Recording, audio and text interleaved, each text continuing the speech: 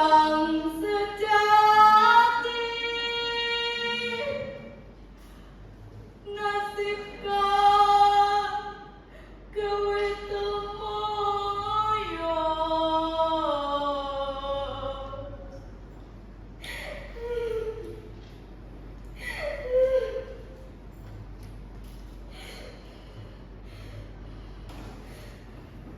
Jika kepedulian adalah kesalahan yang harus dibayar dengan nyawa, maka dunia ini penuh dengan ketidakadilan yang lebih besar.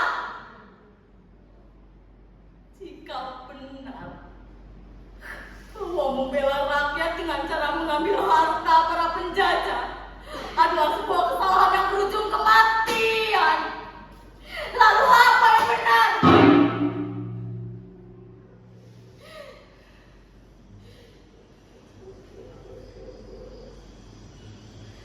Malam ini,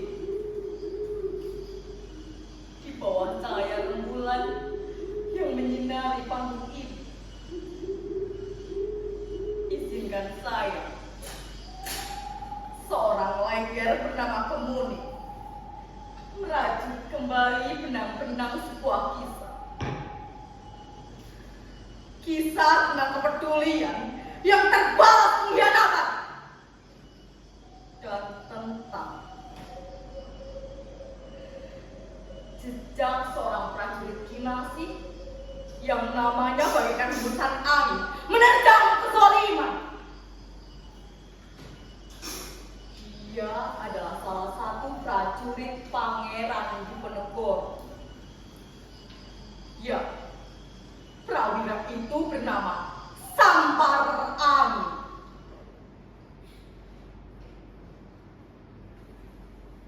Mengapa saya bisa tahu kisah ini? Tentu saja karena saya adalah saksi mata perjalanan hidup. Setelah Pangeran Diponegoro ditipu oleh kompeni Belanda, lalu ditangkap di Magelang, para prajuritnya kocar-kacir, bagaikan pohon tumbang yang rantingnya tercerai berai. Mereka kebingungan dan kehilangan arah.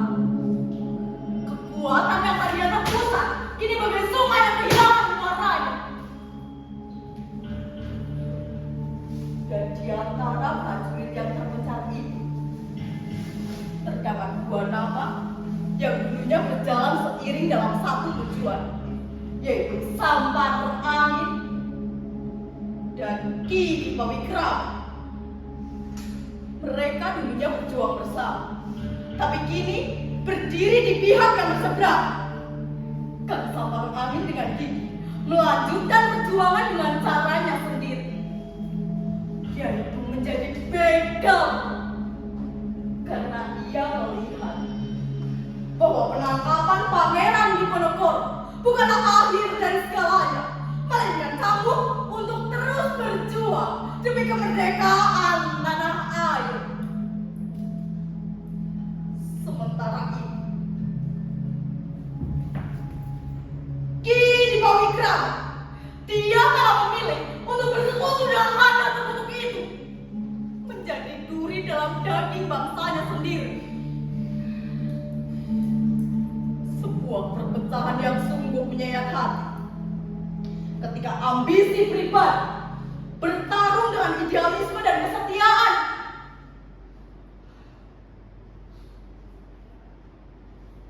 Kalian ingin tahu bagaimana cara Kang Sampar Angin membegal harta para Landa? Dengarkanlah.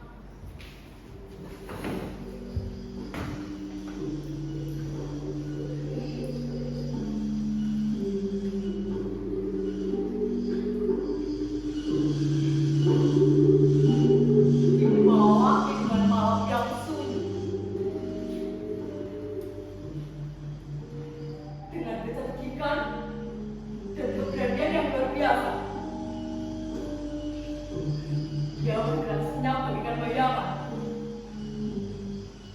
menyusul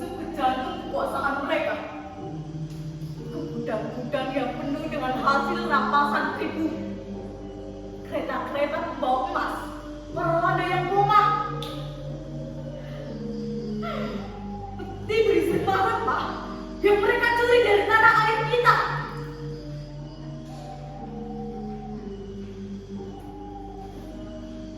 Dia mempelajari setiap jari, setiap penjagaan, dan setiap kelemahan mereka dengan cermat.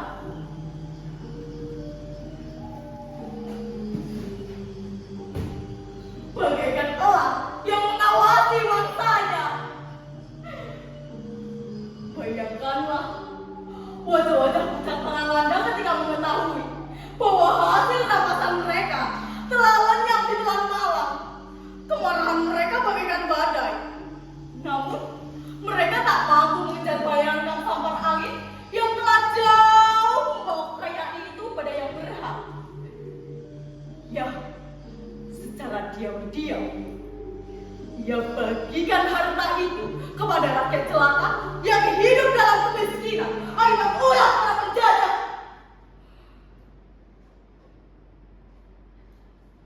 Itulah cara Kang Sampar Angin membegal harta para Walanda. Bukan karena keserakahan pribadi,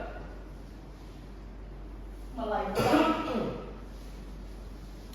karena kepedulian yang mendalam terhadap rakyatnya.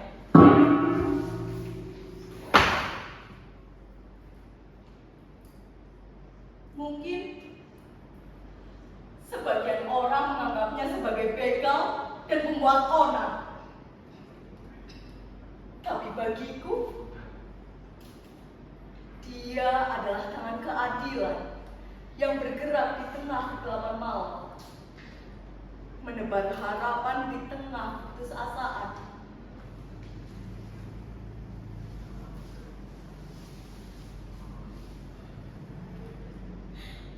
Namun, kepedulian Kang Sampar Angin menjadi ancaman bagi para penjajah dan para pengkhianat yang menjilat mereka.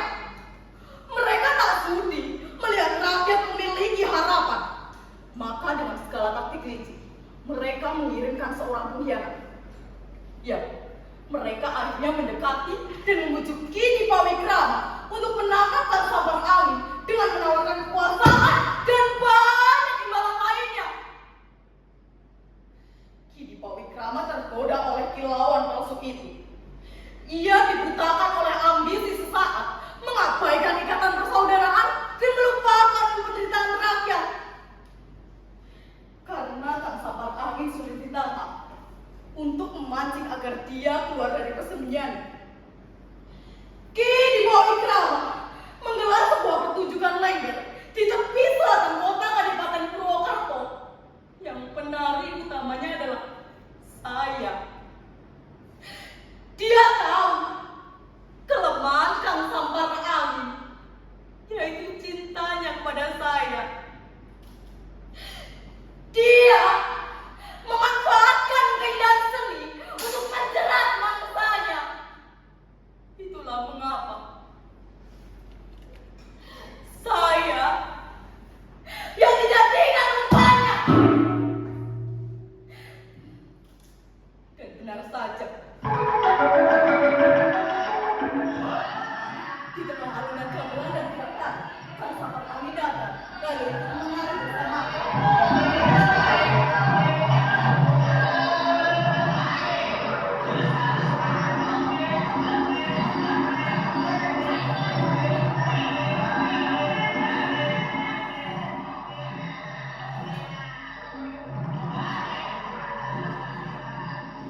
Di tengah alunan gamelan dan keretan, kami terbius, kami terlena, kami tak sadar akan bahaya yang mengintai di sekeliling kami.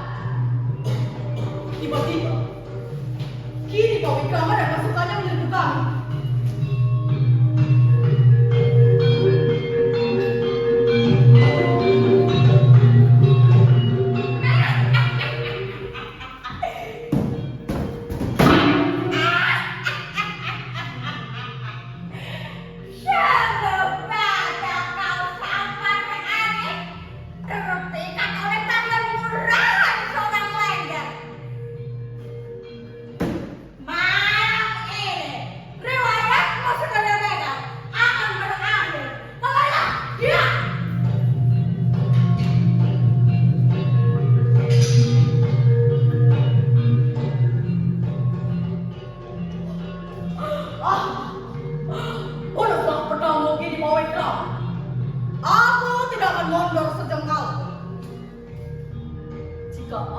akhirnya aku yang terpenggal. Maka darahku akan menjadi saksi bisu atas kepedulian dan kesetiaanku. Ya, ya, ya, ya, ya.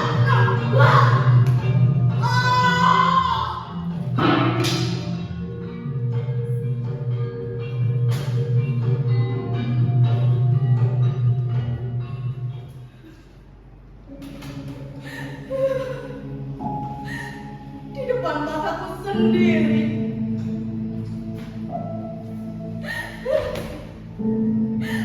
aku melihat kang sambar angin jatuh tersungkur. Pedang Ki Wikrama menembus tubuhnya. Darahnya membasahi tempat kami menari.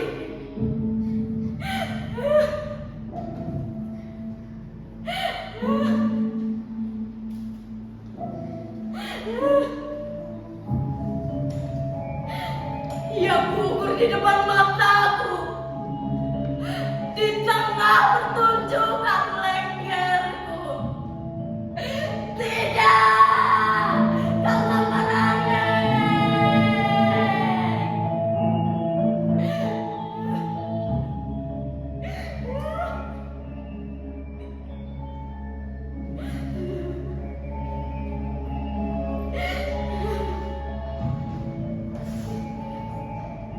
Malam ini, sebagai kemudi,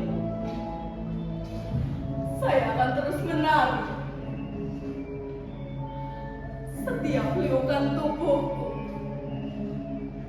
akan menjadi kidung penghormatan bagi kang sambar angin. Saya akan terus bercerita agar semangat kepedulian dan keberanian terus hidup dalam hati kita semua.